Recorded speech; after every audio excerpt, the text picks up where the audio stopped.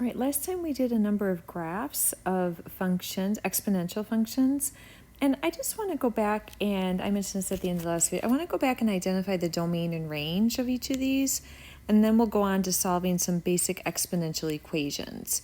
So as I look at number 1, and as you look at any of these, you'll be able to sub in any x value for an exponential function and get back a y value. All x values will always be covered on the graph. The range, though, is always going to be either some value to infinity or negative infinity up to some value. So let's take a look at the graph, and we can see this time the y values start at 3, but you won't include the 3 because that's a horizontal asymptote. The graph never gets to 3. So the range goes from 3 and then up to infinity. All right, number 2, let's similarly identify the domain and range. So the domain, again, I know is kind of boring because all of these are going to be negative infinity to infinity. All x values are valid inputs there.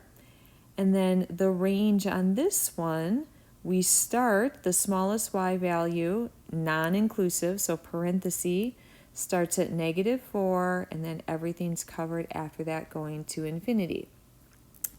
Then the last one is one that has a slightly different range to it. So the domain on this one is everything from negative infinity to infinity.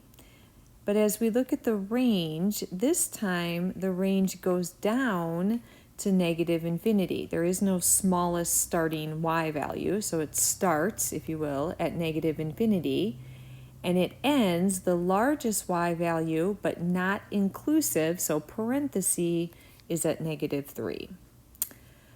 All right, so that kind of wraps that part up. The last little topic in this section is on solving exponential equations of our first kind of basic type. You'll learn a lot more on exponential functions in a college algebra course, but at this point, the only type we're able to solve is this. Essentially, it's a logical implication that if I have the same base on both sides, so in a really tiny example here, if I just said to you, oh, suppose I have an equation that's 3 to the x is equal to 3 to the -2. Well, logically, it's not that we're actually doing anything to both sides. It's just that logically I can see that if I have 3 to the x equal to 3 to the 2, then that must mean that the x is equal to -2. So if you can get the same base on both sides, in essence then, that means the exponents have to be equal. So you set the exponents equal to each other, but then for us, in our examples we're going to look at, a lot of times there'll be some solving to do. So we'll actually have to solve from that point. All right, so let's take a look at a couple of examples. So suppose I have 1 over 3 to the x is equal to 9 to the x minus 5. All right, in this example, kind of look at, obviously it's an exponential equation. Got variables in the exponents in a couple of places. That's what makes it an exponential equation. And as you're looking at both sides, I want you to kind of look at, okay, the 1 over, but then there's a 3 raised to an exponent, and on the right there's a 9 raised to an exponent. So you want to be thinking about, is there a common base that I could maybe try to get both of these into? And I think it probably wouldn't take you too long to think that you should probably aim to try to get a base of 3 on both sides. So certainly on the right, we can think about replacing the 9 with a 3 squared. So 9 is equal to 3 squared. And then that, of course, is still raised to the x minus 5. And then on the left-hand side, we want to use one of our rules of exponents, which says if it's 3 to the positive x in the denominator, if I bring it up in the numerator, it will be 3 to the negative x. So now what I have is 3 to the negative x is equal to, and then on the right side, when you have a power to a power, that's when you multiply your exponents. and there are implied parentheses around that x minus 5. So you have to take that 2 times x and the 2 times the minus 5, so 2x minus 10. Now we have that set up. So I have 3 to an exponent equals 3 to an exponent. So that implies, don't show that as division. You're not dividing both sides by 3. It just is a logical implication then that the exponents have to be equal. So we're going to solve our equation here. We'll just go ahead and get our variables on the left. We'll subtract our 2x. And so we're going to get negative 3x on the left equals our negative 10 over there on the right. And then lastly, finishing this out, just dividing both sides there by negative 3. And so we end up with our x equaling a positive 10/3. So this is the idea. Maybe a little bit of work up front to try to get the same base on both sides. But this is the first type of exponential equation, and really the only type that we're going to be able to solve this semester. So number 2, suppose I had 1/4 raised to the x equal to, and on the right-hand side, 32. Well, I don't really need parentheses yet. They'd be implied. So 32 raised to the 3 minus x. So we definitely have an exponential equation here. We have, variables and exponents on both sides. Want to think about looking at the 1/4, looking at the 4 in there, look at the 32, what's a base I could go for? And it might be, some folks might think, what about 4? Maybe, because I could get 1/4 as 4 to the negative 1, but I can't rewrite 32 as 4 to any power. 4 to the first is 1, 4 to the second is 16, and 4 to the third is 64. I'm already too big. So 4 isn't going to work. But, look at that 4. I mean, what's the only other option for 4 would be a base of 2. And if you kind of play around with the numbers a little bit, you're going to discover that 2 to the 5th, that is 32. So let's break this down then. Maybe the first thing we thought of is that 4 is 2 squared. So maybe we replace the 4 just within that fraction as a 2 squared. And then if it's a 2 to the positive second in the denominator, when I bring it up into a numerator, it would be 2 to the negative second. And now, finishing out that left-hand side, powers to powers we multiply. And so we have 2 to the negative 2x. Now, on the right-hand side, that one's actually the quicker one because we just got done saying that 2 to the 5th, try it out for yourself, that's equal to 32. And this is, of course, raised to the 3 minus x. So remember, powers to powers we multiply. So we have to multiply that 5 times the entire 3 minus x. So that's going to be 2 to the 15 minus 3x. So now I have that form I was going for.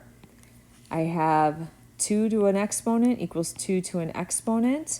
So that implies that the only way that can be true is if those exponents are equal to each other. All right, so hey, this is a quick one to solve. The only thing I have to do here is add the 3x, and I'm done. That's now x equals 15.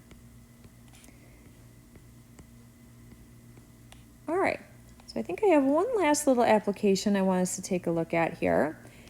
And so, there's a lot of examples of exponential growth. Sadly, a lot of the spread of the coronavirus, and part of the reason I'm making videos right now is we teaching online, has had at various times exponential growth behavior.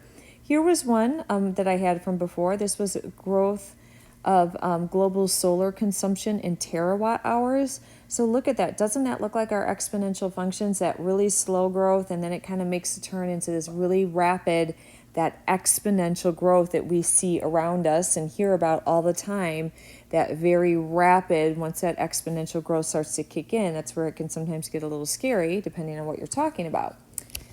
So what I had done with that equation, and not that you have to worry about it, honestly, I found that graph online. I just entered all that data into a graphing calculator, and a graphing calculator is able to fit an exponential equation, kind of the best exponential equation that it can fit to the data.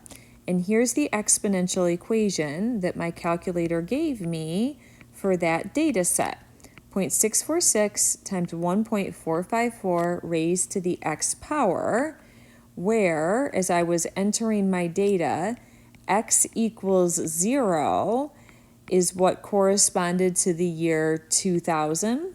So basically, as I was entering this data then, I was entering in my calculator, I was entering 2001 as a 1, and then 2002 as a 2 for my x value, and so on. So 0 corresponded to the year 2000. So with that mentioned, if I wanted to use this equation to make a prediction for the year 2015, I would have to recognize that that means x is going to equal 15. So we would be subbing 15 into this equation for x, and we would be then determining what the estimate for y would be for the year 2015. So we would be subbing in, again, that 15 for the x, because this graph ended at like 2011. So just be careful on your graphing calculator that you're entering in the 1.454 to the 15th separately than you are the, not separately, first, and then multiply by the 0.646. So don't do the multiplication before the exponent. So that's order of operations. So I think I have a calculator here we can take a look at here. So in a graphing calculator, you can enter it all at once, 0.646, and then you can just use the parenthesis or times 1.454, and then the caret, or some of the calculators have a little y to the x button, which allows me to raise it to the 15th power. If you have to do it in 2 steps for some reason, make sure the first thing you do is the exponent, the 1.454 to the 15th, and then multiply by the 0.646. And you see, of course, we get the same thing either way there. So looks like we then have our final answer on that going to our calculator, that y is going to be approximately 177.3, and that output label looks like at the top it says it was terawatt hours. So that would be our estimate if that growth continued in that fashion for where they'd be at. So that's like the scary power of exponential growth. I mean, in 2011, they left off at 55.7. So a mere 4 years later, they're at 177.3. So that's kind of that scary power of exponential growth. Scary depending on what it is that's growing that rapidly.